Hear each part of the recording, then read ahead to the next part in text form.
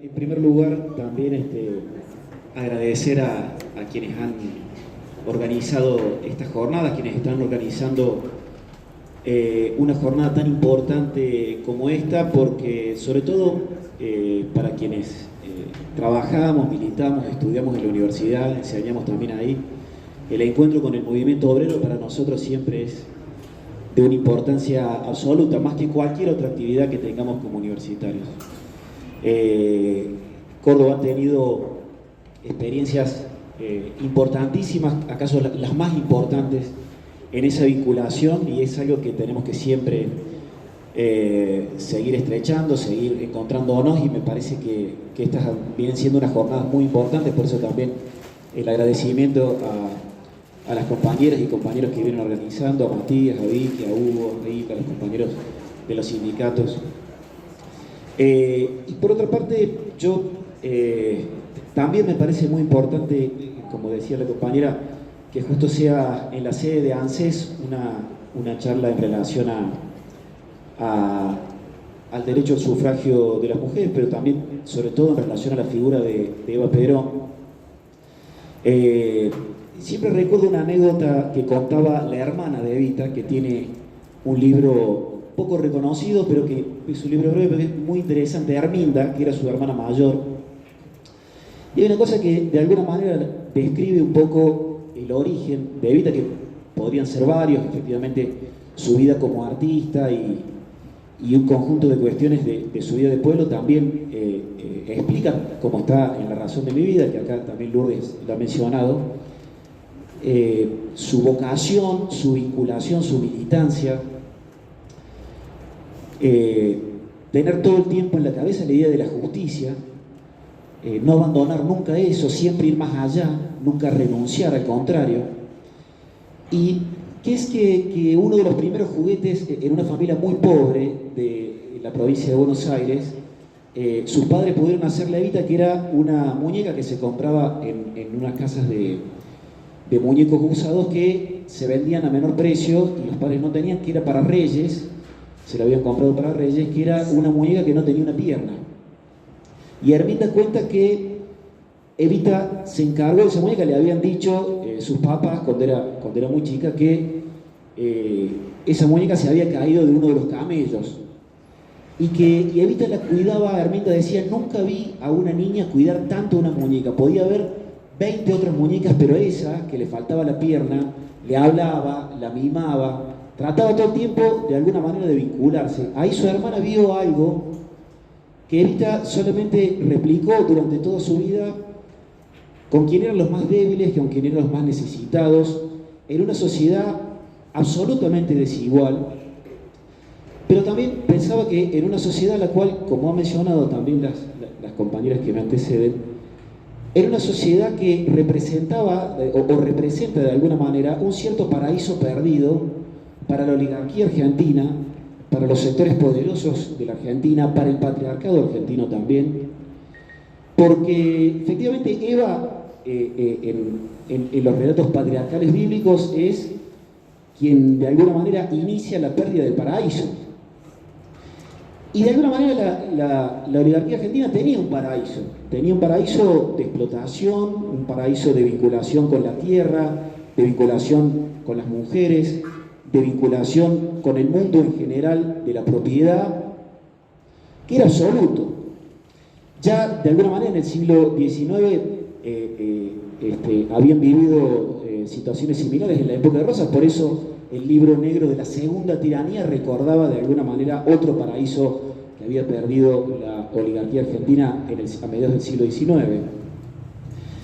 Y me parece que efectivamente estamos hoy en una circunstancia en la cual el retorno a ese paraíso perdido está vibrando en estos sectores que son los mismos con los que históricamente Evita se enfrentó. Estamos también en medio de una discusión. La idea de la charla es sobre la centralidad de la mujer en relación al derecho al voto y a la participación, como bien las compañeras mencionaron. No solamente la posibilidad de la mujer de votar, sino sobre todo de ser una representante política. Y en Argentina hoy está en duda, sobre todo en relación al año que viene, por parte de una mujer que hizo mucho por las mujeres y sufrió por su condición de mujer, igual que Eva Perón, una gran dificultad y un gran hilo muy finito que está pendiendo de la posibilidad de su participación política como gran esperanza de no retorno a ese paraíso perdido de los sectores de poder y de la oligarquía argentina, ¿no?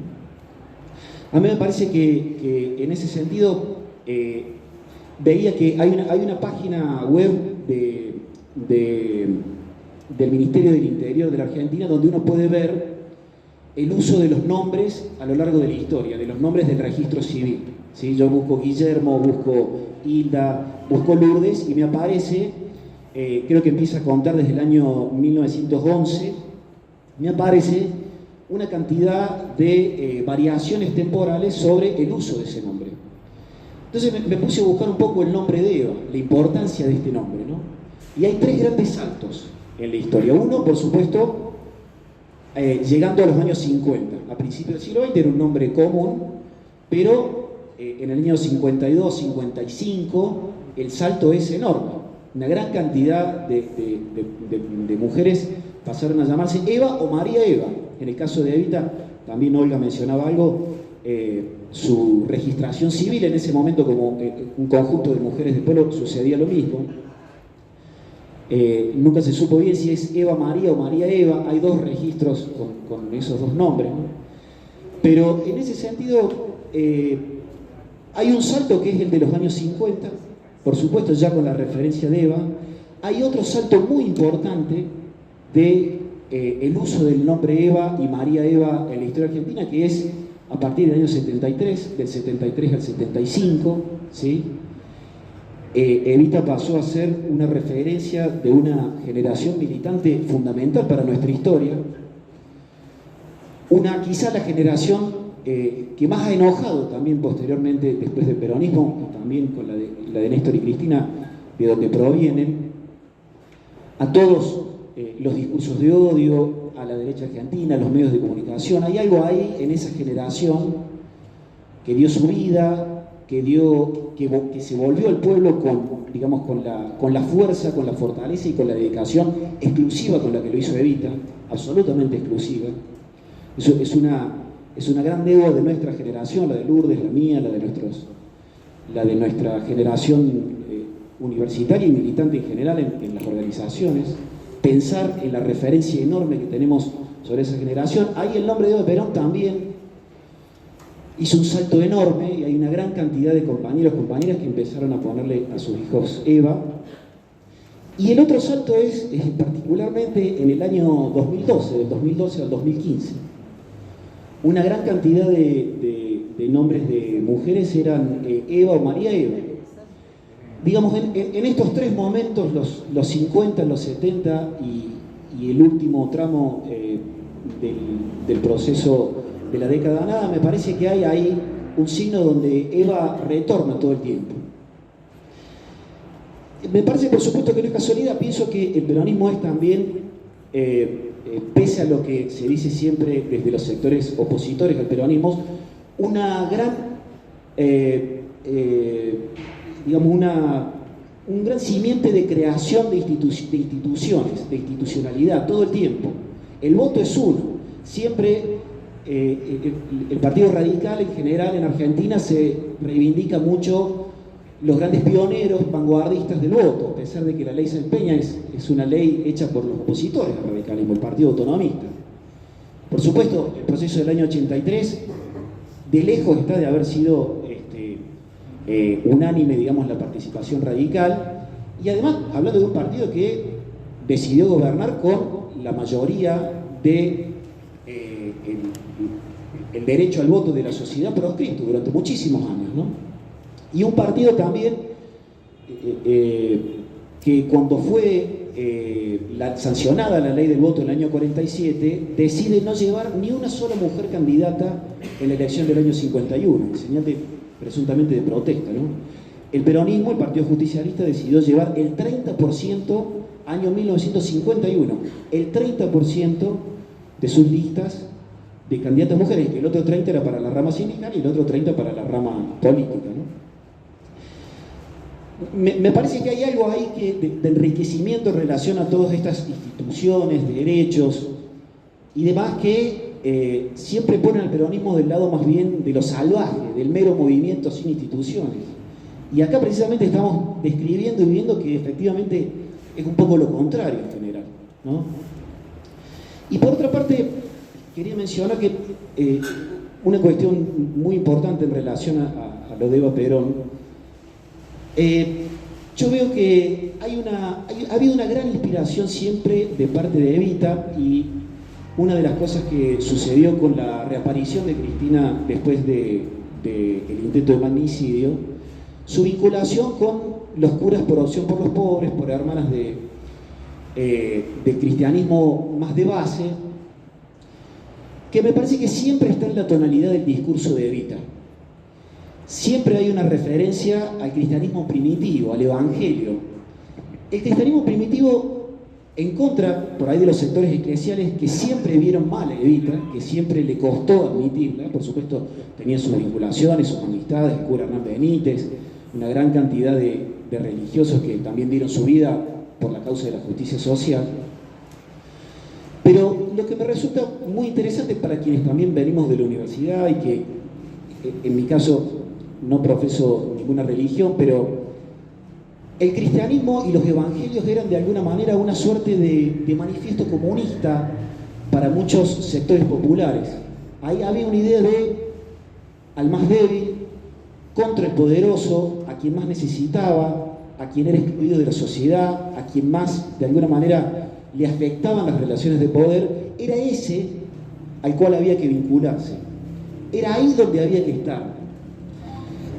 Eso, por supuesto, muchas de las jerarquías de la Iglesia desconocieron siempre y hoy siguen desconociendo. Cada vez que tienen que sacar alguna carta sobre la situación social, empiezan a temblar, se miran entre ellos, no saben qué hacer. Me parece que en Evita hay una cosa muy interesante ahí en relación a eso que mencionaba también anteriormente la compañera. Una cosa muy, muy importante que sucedió, digamos, una fake news que habían tirado con una frase supuestamente de Evita en relación al aborto, que era que ella habría dicho una frase en el año 1950 de que el aborto era un prejuicio, un capricho burgués y gorila, ¿no? Yo, que me dedico un poco a estudiar la obra de Eva, busqué en todos sus discursos si existía algo de eso. Hoy ustedes saben, con las redes sociales, con los estados de WhatsApp, uno pone la foto de alguien y pone una frase y ya directamente la gente tiende a atribuir esa frase, ¿no? Pone una frase de Perón y dice cualquier cosa, entonces, ¿quién lo dijo? Tal, ¿no? Y me parece que lo importante es que empecé a buscar, porque había una palabra que me resultaba muy rara. Evita nunca usaba la palabra burgués. La palabra burguesa era una palabra que una parte de la izquierda decía sobre Evita, por ejemplo el Partido Comunista, entonces, o algunos otros sectores, ¿no? Y una palabra que nunca estaba, solamente una, y hasta de manera reivindicativa, sobre la Revolución Francesa en sus cursos sobre la historia del justicialismo que dio en la Escuela Superior Justicialista, ¿no? Y por otra parte, se le atribuye esa frase sin ninguna orientación y sin ninguna... el 12 de octubre de 1950, quienes tienen más años, y yo consultándole también a mis amigos de más edades, los 12 de octubre en el año 50 no había ningún acto público de nada, era absolutamente imposible. Eso era un feriado, como los pocos que existían, era un feriado absoluto. Pero me resultó interesante sobre todo que fuera una atribución, que se hiciera una suerte de noticia falsa, de alguna manera como para dividir el movimiento de mujeres, como para dividir algo ahí, decir, bueno, no, en realidad no la van a tener Evita con esto, ¿no? Y sin embargo veo las compañeras de la universidad, las compañeras del movimiento obrero, las compañeras de los movimientos sociales, las compañeras de las organizaciones políticas, la misma Cristina, cómo efectivamente Evita para cada generación significa una cosa. Evita para cada generación es el nombre de una justicia hacia las mujeres, hacia los débiles, hacia los que más sufren las consecuencias del poder y de la desigualdad, y que eso efectivamente hace que Evita siga viva, hace que Evita vaya transformándose en algo nuevo, en algo fuerte, en algo que nunca pierde ese odio de la oligarquía y nunca pierde la gran capacidad para movilizar a nosotros y a todo lo que tenga que ver con la justicia social. Es como si efectivamente estuviera retornando todo el tiempo en determinados momentos, como su nombre, ¿no? Y me parece que volver a traer ese nombre en estas circunstancias tan difíciles para el país, tan difíciles para nuestro gobierno, para América Latina, para el mundo, representa una convicción de que Evita siempre va a estar de un lado donde las reacciones van a verse cada vez con mayor fuerza, pero van a generar mayor fortaleza en nuestras convicciones, van a generar mayor unidad en nuestro movimiento, van a generar mayor creatividad en las cosas que tengamos que afrontar. Y eso me parece el gran legado, me parece una cosa extraordinaria y una suerte de vida eterna que tiene ahí Evita, ¿no? Siempre hemos dicho Evita eterna, y me parece que su eternidad está en aparecer siempre en la novedad, en el lugar donde tiene que estar. Así que bueno, estoy muy agradecido por la invitación y desde ya por la actividad que me parece extraordinaria. Muchas gracias.